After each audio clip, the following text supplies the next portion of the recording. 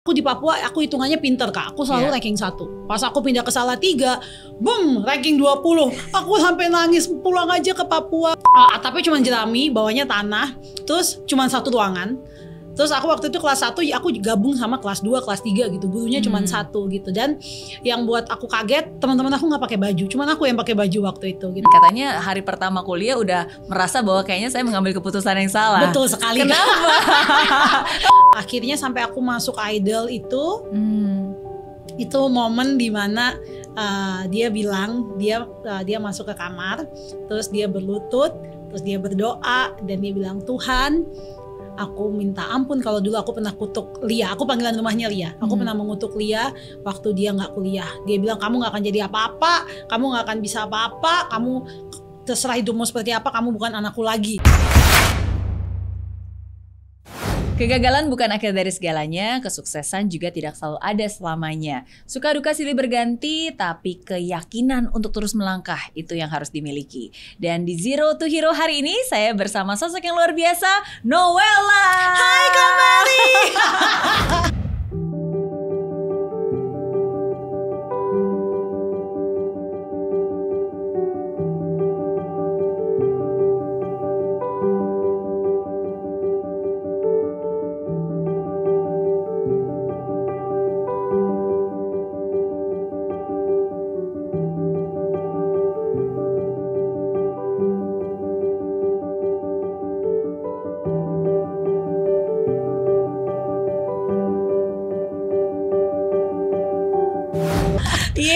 Kak, aku merasa sangat terhormat diundang Kakak hari ini. Thank you for having me. Thank you so much. Aku yang thank you. Terakhir kali saya ketemu sama Noella tuh rambutnya masih segini. Iya.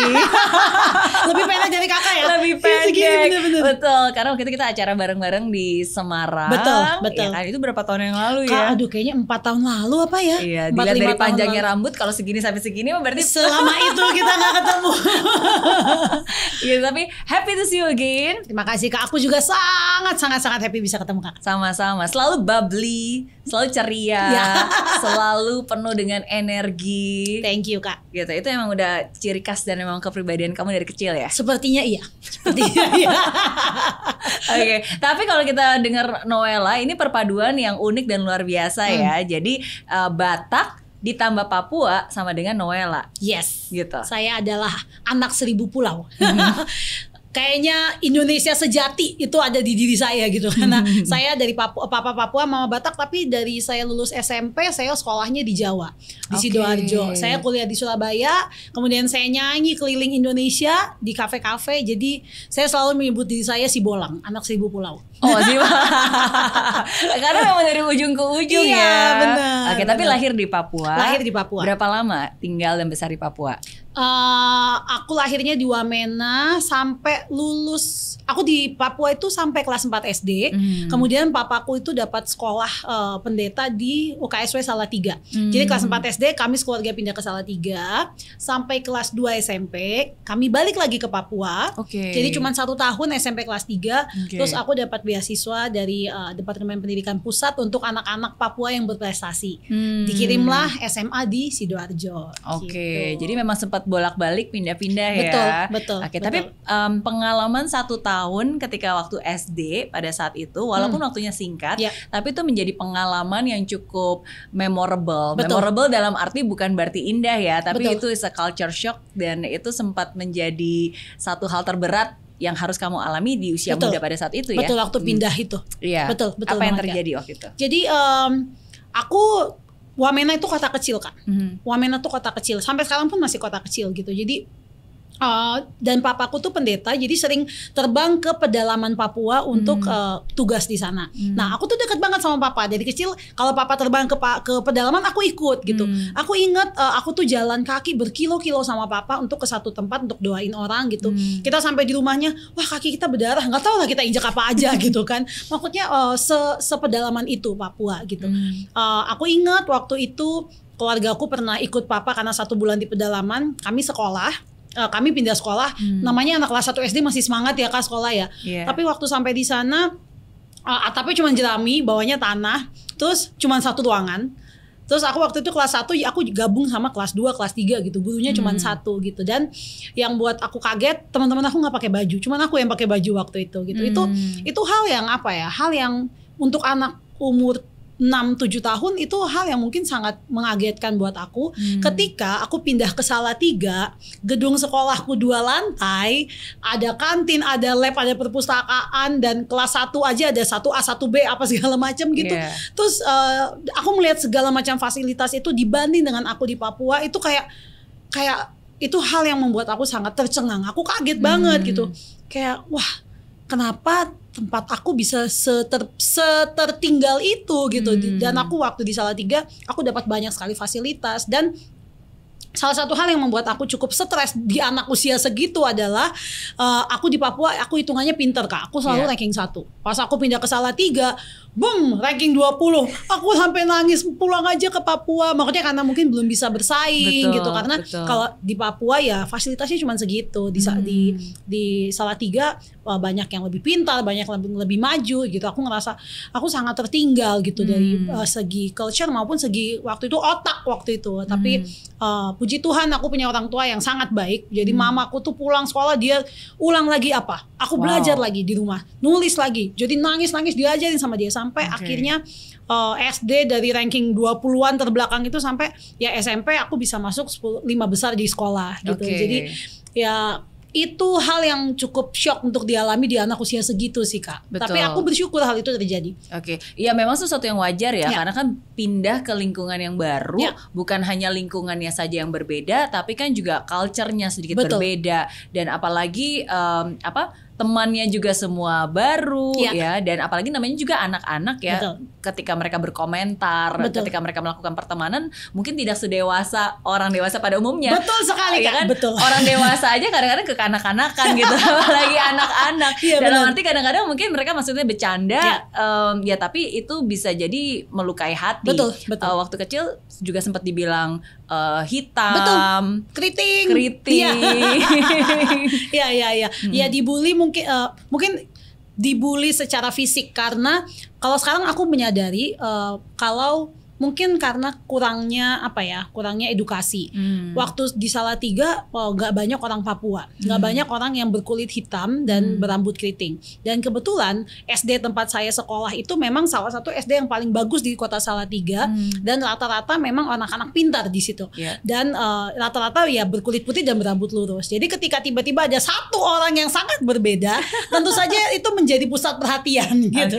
Itu menarik perhatian anak-anak yang lainnya. Sering lah kayak dibilang keriting, hitam, apa segala macam. Mungkin waktu itu sedih gitu. Tapi sekarang saya ngerti, mungkin mereka belum pernah melihat sebelumnya. Jadi saya terbilang unik waktu itu.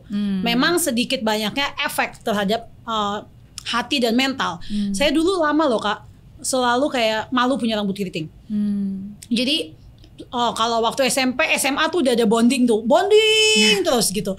Tapi sekarang saya mulai embrace myself, mulai bisa nerima kalau keriting tuh cantik, kulit coklat itu eksotis, gitu. Ya itu setelah saya melalui banyak proses dan tahap ya Kak ya. Tapi memang di awalnya ya mungkin karena sering dibandingkan jadi dan melihat kalau semua teman saya yang cukup berbeda, jadinya pengen ikut sama orang lain. Gitu. Padahal perbedaan itu yang akhirnya menjadi keunikan. Betul. Iya kan, maksudnya ya you are special because you are you. Iya kan, bukannya dia, bukannya siapa-siapa. Betul. Tapi butuh proses sih, memang gak mudah. Butuh proses banget. Bagaimanapun juga, walaupun ada orang bilang masuk telinga kiri, biarin aja lah keluar telinga kanan. Tapi kan untuk masuk telinga kiri keluar telinga kanan kan lewat ini. Juga. Lewat sini juga masih dipikirin. Bener. Berarti kan sempet numpang lewat juga kan. Betul kan. Betul banget. Jadi sesuatu yang wajar sih. Oke. Tapi bagaimana nih awalnya kamu mengetahui bahwa kamu suka nyanyi dan memang punya talenta dan memang itu that's really your life, music is your life. Itu dari sejak umur berapa? Aku ingat mama tuh pernah cerita, jadi dan itu masih teringat sampai sekarang. Karena aku tumbuh di keluarga pendeta, jadi aku aktif di gereja. Belum TK nih, kata mama kamu tuh emang udah banci tampil dari dulu kata mama. Belum TK, belum sekolah nih. Jadi ada paduan suara anak-anak nyanyi ngisi di gereja. Mereka aku suka ikut aja. Aku nggak tahu lagunya, aku belum bisa nyanyi. Jadi aku cuma ikut masuk, tek tek tek tek. berdiri 2 baris, terus mereka nyanyi aku senyum aja, terus mereka keluar aku ikut keluar. Jadi cuma mau tampil doang. Iya.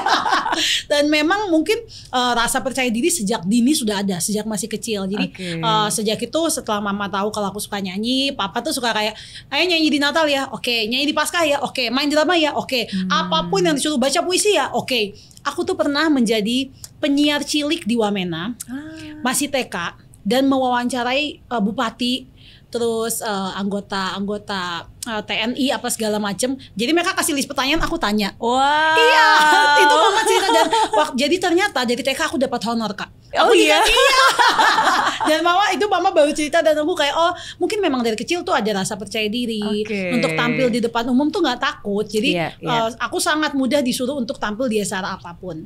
Nah memang pada akhirnya kayak nyanyi itu yang lebih keluar.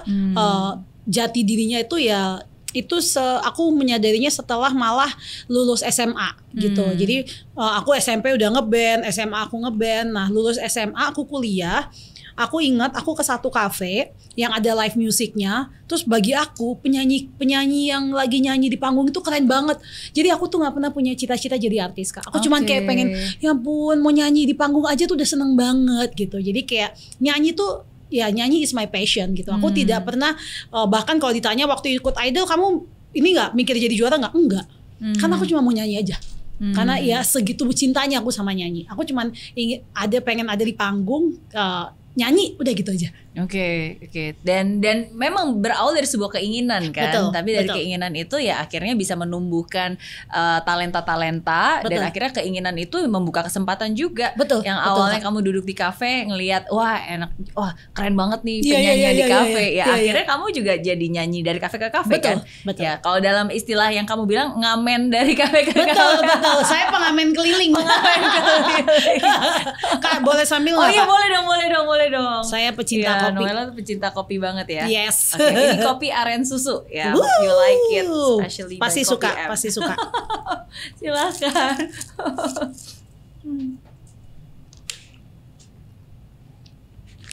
So good. So good. Thank you. Aku juga pecinta kopi. Bisa babungkus? Bisa babungkus. Thank you. Yes, jadi lanjut ya. Siap. Yes, oke. Tadi akhirnya kamu mulai ngamen dari kafe ke kafe. Betul. Jadi pada saat itu masih SMA atau udah kuliah? Kuliah. Oh, udah kuliah. Oke. Itulah titik kegagalan kuliahku. Karena aku sibuk nyanyi, aku tidak pernah kuliah. Aku nggak bisa fokus di 2 tempat, Kak. Aku sangat nggak bisa multitasking. Jadi kalau fokus di satu situ terus begitu. Ya, awalnya ambil kuliah jurusan apa sih? Hubungan internasional. Oke. Di Universitas Erlangga Surabaya. Iya, dan katanya hari pertama kuliah udah merasa bahwa kayaknya saya mengambil keputusan yang salah. Betul sekali. Kenapa? Kan baru hari pertama. Iya. Jadi ya itulah ya, Kak. Mungkin kita di masa lalu kurangnya apa ya, kurangnya berpikir ke depan mungkin ya. Jadi dulu pikiran aku cuma mau nyanyi. Jadi waktu orang tua bilang, kamu kuliah kedokteran ya, aku bilang enggak deh, aku nggak suka sama sekali, yang lain aja. Terus ya udah HI. Oke, aku tidak pernah cari tahu HI itu apa. Aku tidak pernah tahu kalau hubungan internasional itu adalah ilmu politik. Aku tidak pernah tahu, karena tujuanku untuk kuliah HI supaya aku tetap bisa ngeband di Surabaya. Motivasinya udah salah dari awal. Jadi cuman ngikutin mau orang tua aja. Ya udah, orang tua maunya kuliah deh. Yang penting di Surabaya dan aku bisa ngeband. Itu aja gitu. Jadi memang kurang komunikasi juga sama orang tua, aku maunya apa. Jadi cuman dia ikut-ikut aja, orang tua bilang apa ikut aja gitu. Jadi aku nggak komunikasikan perasaanku juga tentang kuliah atau apa segala macam itu. Dah akhirnya pas kuliah, bener yang kata kakak tadi, hari pertama kuliah kayaknya aku salah tempat nih. Salah nih aku di sini nih. Jadi ya dari awal udah merasa nggak happy. Akhirnya ketemu teman-teman nyanyi kafe, enjoy di kafe, nggak pernah kuliah sama sekali. Cuman datang ketika ujian. Ya gimana mau? Gimana nggak di DO gitu, Kak? Cuman datang ujian dong. Udah akhirnya aku semester 3 aku sepertinya di drop out. Dan ya sejak itu aku memutuskan untuk nyanyi secara profesional, dalam artian ya aku hidup dari nyanyi gitu. Karena langsung orang tua marah, stop semua pengiriman, dan kayak bener-bener hidup ya dari diriku sendiri. Oke, itu salah satu momen yang mengubah hidup kamu ya? Sangat. Iya, karena pada saat itu juga sebenarnya orang tua benar-benar marah, literally sangat marah, sampai nggak ngomong selama 5 tahun. 5 tahun. 5 tahun. Oke. Selama aku tuh baru tahu. Aku pikir selama ini cuma 2 tahun. Kemarin aku baru pulang 2 minggu lalu. Terus aku kowio sama papaku. Terus papa bilang, kita nggak bicara 5 tahun. Terus aku pikir-pikir, iya, jadi kita nggak ngobrol selama 5 tahun. Dari 2007 ketika aku selesai tahu sampai 2011 waktu adikku wisuda. Dari 2006 sampai 2011 waktu adikku wisuda. Baru itu kita ketemu. Itu pun masih kayak dia nggak mau lihat muka aku, papaku nggak mau lihat muka aku. Kalau mama pasti ya udahlah ya, udah kayak maafin, udah kayak apa gitu. Tapi papaku orang yang cukup keras gitu. Jadi akhirnya sampai aku masuk Idol itu momen dimana dia bilang dia masuk ke kamar, terus dia berlutut, terus dia berdoa dan dia bilang, Tuhan, aku minta ampun kalau dulu aku pernah kutuk Lia. Aku panggilan rumahnya Lia. Aku pernah mengutuk Lia waktu dia nggak kuliah. Dia bilang, kamu nggak akan jadi apa-apa, kamu nggak akan bisa apa-apa, kamu terserah hidupmu seperti apa, kamu bukan anakku lagi gitu. Jadi dia doa, dia bilang, aku mau tarik. Kalau memang ini jalannya Lia, tolong bantu Tuhan buka jalan. Itu waktu aku masuk Idol. Kenapa menurut kamu apa yang membuat papa kamu begitu kecewa sampai segitunya gitu dengan kamu berhenti dari kuliah? Karena dia punya harapan yang besar sama aku. Aku anak pertama dari 4 bersaudara dan aku sangat secara emosional sangat dekat sama papa. Yang tadi aku cerita kakak, papa ke pedalaman aku ikut, adik-adikku nggak ikut. Jadi dia selalu bawa aku untuk temenin dia pelayanan apa gitu. Jadi mungkin dia sayang banget sama aku dan dia punya harapan yang sangat besar untuk aku nantinya ketika aku sukses aku bisa bantu adik-adikku kuliah gitu. Karena kami secara ekonomi kami dari ekonomi yang menengah gitu. Kami ya bisa dibilang cukup aja gitu ya. Jadi nggak terlalu berlebihan gitu. Jadi dia berharap aku nantinya bisa bantu adik-adikku. Nah, ketika aku gagal, mungkin harapannya dia pupus bagi dia. Dia nggak tahu kan kalau mungkin aku punya jalan yang lain gitu. Jadi dia sangat kecewa, dia sangat marah dan ya itu masa-masa yang cukup susah sih waktu itu buat aku. Iya, dan berarti selama 5 tahun itu bukan hanya tidak berkomunikasi ya. Tapi berarti kamu benar-benar harus hidup sendiri. Betul. Di Surabaya pada saat itu. Betul. Oke, dan mandiri. Betul. Oke. Betul. Itu benar-benar stop semua uang makan, uang jajan apa segala macam. Dan aku betul-betul hidup hanya dari nyanyi. Kalau ada job nyanyi aku hidup, kalau nggak ada job nyanyi ya udah.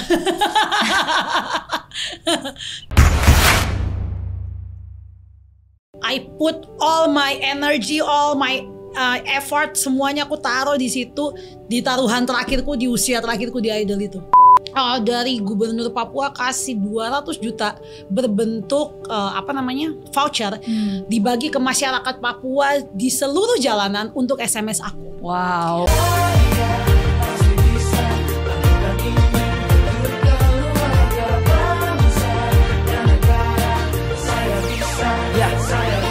Laksana bumi tanpa hujan, hidup tanpa tujuan, kering dan mati tanpa hijaunya tumbuhan. Demikian kalau mimpi tak kunjung terjadi.